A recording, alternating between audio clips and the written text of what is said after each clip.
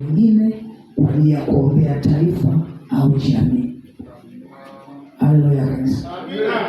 Waombezi au muombezi anatoa muda wake mwingi kufunga, kuomba usiku kwa ajili ya mtu fulani au kwa ajili ya taifa.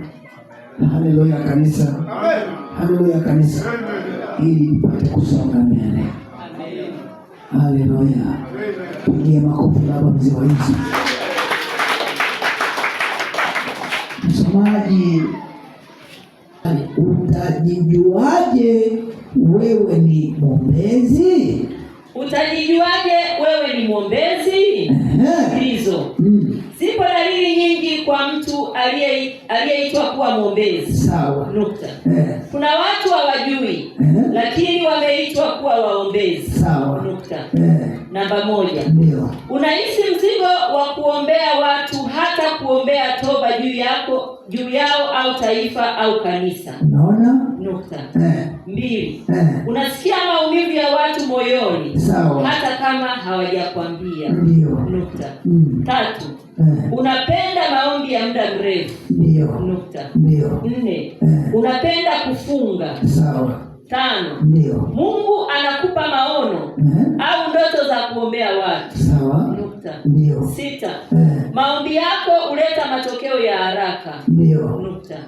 7. Una wepesi sana wa kumkaribia Mungu. Nukta. 8. Mara nyingi watu wanakuomba uwaombee. Ndio. Nukta. Ndio. 9. Unapenda maombi ya usiku. Ndio. Nukta. Ndio. 10. Unaweza kuhisi mashambulizi ya kiroho kwa wengine. Nukta. Hapo kazi kwako. Haleluya. Hapo kazi kwako wewe.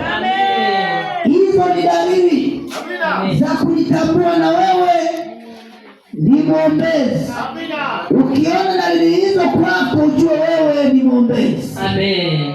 Chochea huduma hii iendelee kudogo zaidi, kwa sababu mwombezi naye anapita. Amen. Unasema amina? Haleluya. Mwombezi unayebeba mizigo ya wengine, nao una vita kubwa. Amen. Lazima usimame imara. Amen. Wala usikate tamaa. Amen. Haleluya. Ukiona dalili hizi kwako zipo, endelea kuichochea hiyo